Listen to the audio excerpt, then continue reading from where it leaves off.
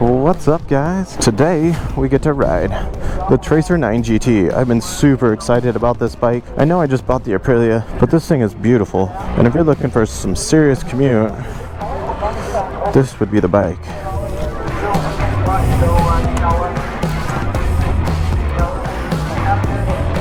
That is a lot going on that dashboard. That's pretty cool. Got run stop 'em. We got our neutral. We'll give her a quick startup. Nice and quiet. Got ABS on there. See what we can cycle through. It looks like everything's already kind of set up on this dashboard. Oh, there we go. Cruise control, baby. Yes, thank you.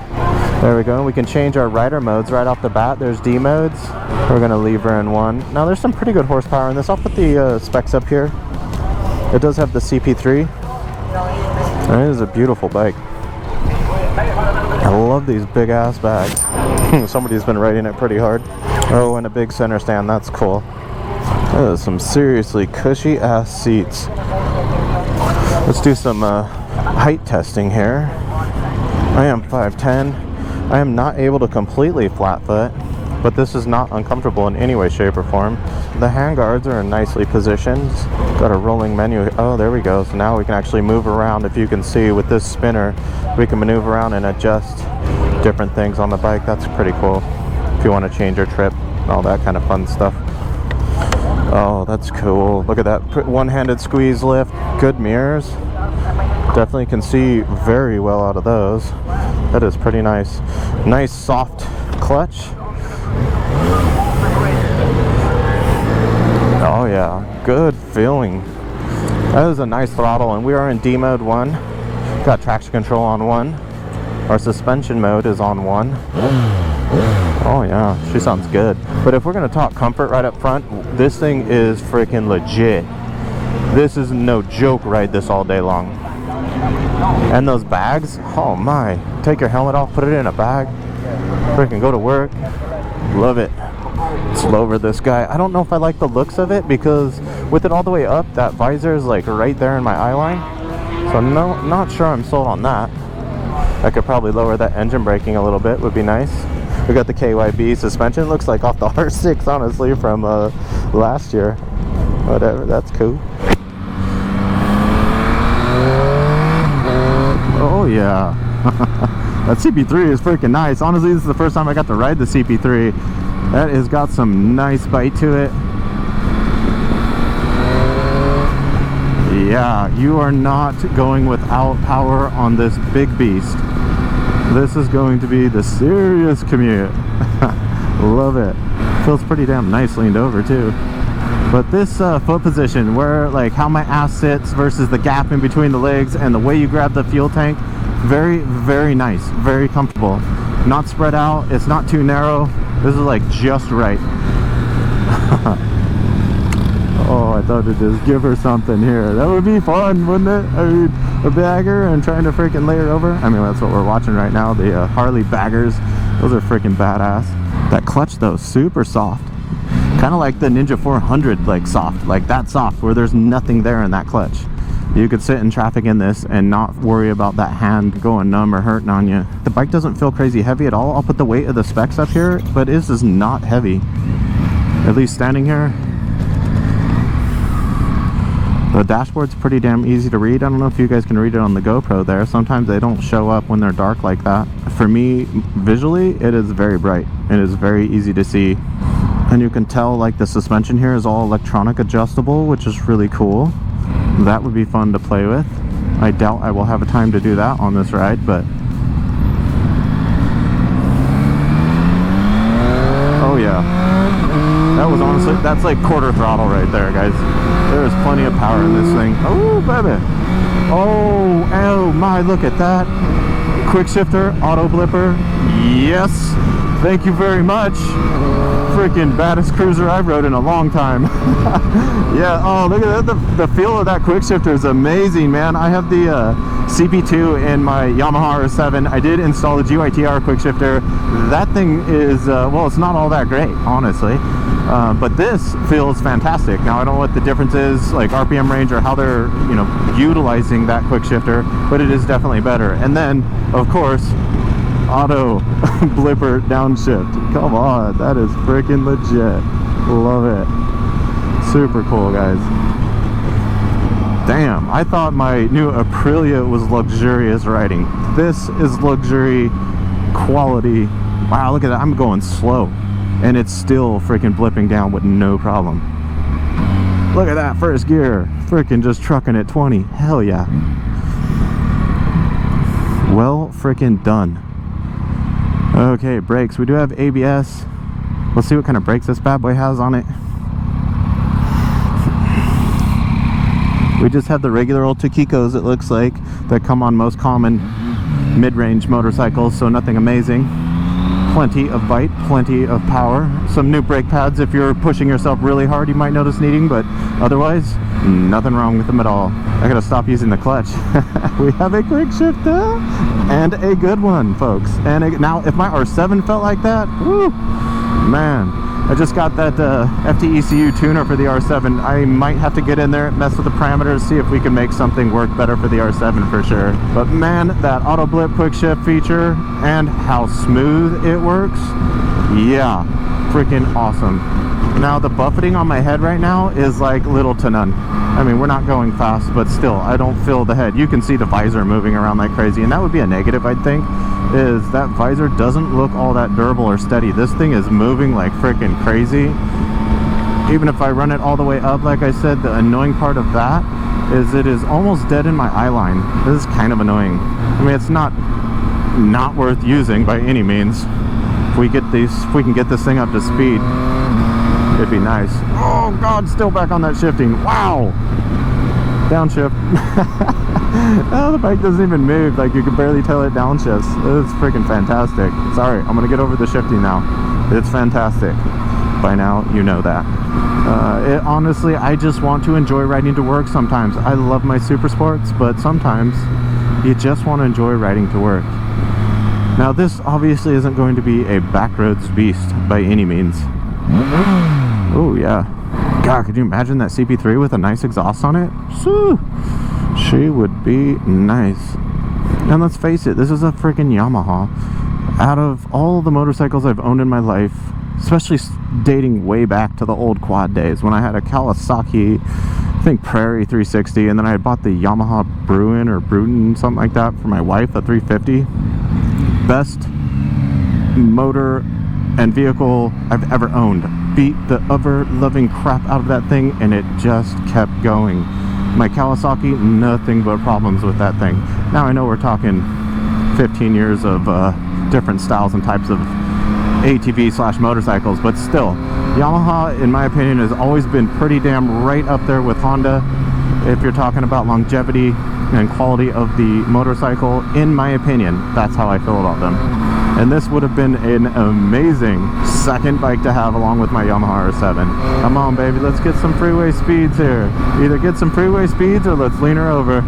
Yeah, that wind's going pretty good, and I could feel the buffeting on that windshield, but it sure as hell is not hitting me, guys. Like, I'm even like jacketless. I never ride without a jacket. I just didn't have one for this ride.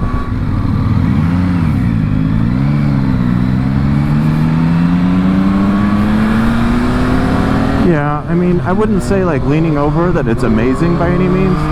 It's definitely not bad. It is better than I had expected, that's for sure.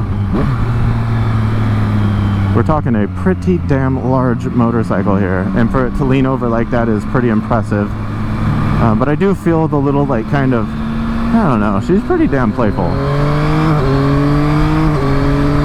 And she shifts fantastic. Man, I could totally ride this. This would be every day. I would ride this every single day to work. It is that comfortable. The dashboard's a little strange though. I think I watched a review on this bike, honestly, not too long ago. And just the face. I can't remember what the face. Someone from SpongeBob. Freaking comedy. Oh, look at how freaking... yeah, it's stable though. That's what's neat. I definitely feel comfortable on it. Oh yeah. Frigid looking shifting. Yeah. Love it.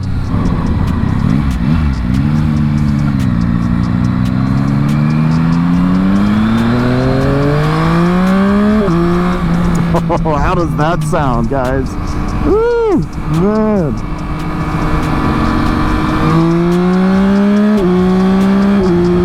How does that sound? That is freaking fantastic. Yes, please. Alright, guys. Who do you think this bike is for? Who I think should ride this? This thing is definitely not beginner status, guys. It's a freaking CP3.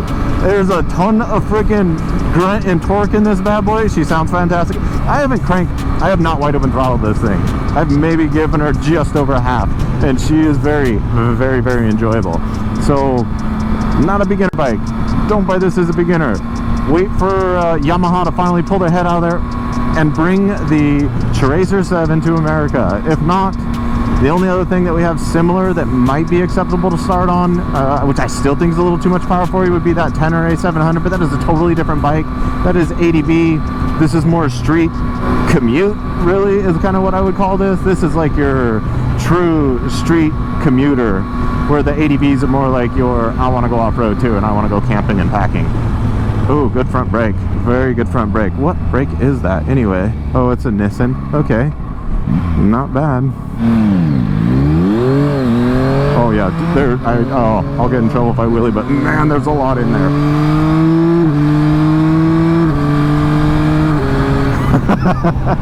Shoo! Oh, getting on those brakes. Yeah, there's good brake power in here. Oh yeah. Oh, I freaking love this thing, man. But no, definitely not a beginner bike, guys. Look at something a little bit smaller. This should be your next step up. If you're really, really young, maybe Ninja 400, then Tracer 7, Yamaha R7, MTO 7, and then something like this. Not to say that this power isn't like way too much.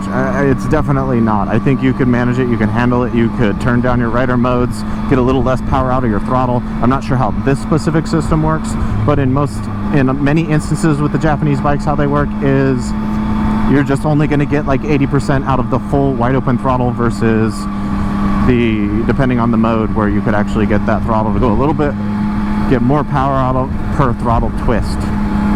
And I would think that's still how they work. Not sure. You'd have to do that research, but that is a possibility of kind of making it a little tamer. If you're looking at maybe a little more tame motorcycle, it was a little too much and you wanted to maybe tame it down a little bit, because there's a lot there, guys. I am barely tugging that throttle. There's tons here. I am pretty sure this guy would really like a champion. And another thing there, like miles per gallon, I'll put that up here. You can imagine, like, if you're talking like R7 CP2 versus CP3, maybe not a crazy amount, but you're looking at quite a bit less fuel economy on this bike. So that's also something to throw along with this bike. Are you really buying it as a commuter? Because that's, in my opinion, exactly what this motorcycle is for. Then you have to start weighing, is the power gain and the enjoyment fun out of this bike over maybe one that only is a CP2? Is that worth it to you? Because here's the difference in fuel. But let me tell you, I have an R7, and now getting to ride the CP3 engine, I know they were going to be, you know, set up quite a bit differently, but yeah, she feels good. I could get out there in a suit and drag some knees. maybe not, I don't know. She's pretty tall. I probably could. It'd be fun. It'd be so worth it. Let me take it to a track. But yes, as long as this isn't your first bike, yes, this is amazing. Enjoy. You will enjoy the hell out of it. And there's so many things we haven't talked about. Adjustable suspension, it's electronic suspension. There's a ton you can do with it. That is freaking impressive. Whether it is the best in the world, it is probably way better than what most of us are used to. So it's hard to argue that it being bad. Highly doubt that. I mean, this isn't a inexpensive motorcycle. Jeez, that front end, you can just feel it lifting up, just unloading all that suspension on a quarter throttle. And here comes the view, ladies and gentlemen. Thanks for hanging out with me today, guys. This is a freaking amazing bike. And we'll see you guys next week. Peace. Oh, can you imagine this being the CP3, guys? That R9's coming. And that R9 with this motor is going to be freaking stupid. No, that was a ton of fun. We gotta check out these bags real quick. That is freaking rad. Oh, that's how you take the bag off. That's interesting. Oh, that's cool. Alright. How do I just open the damn thing? Oh, there we go. That was pretty cool.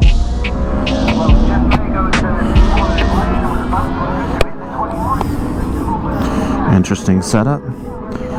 Very minimal effort.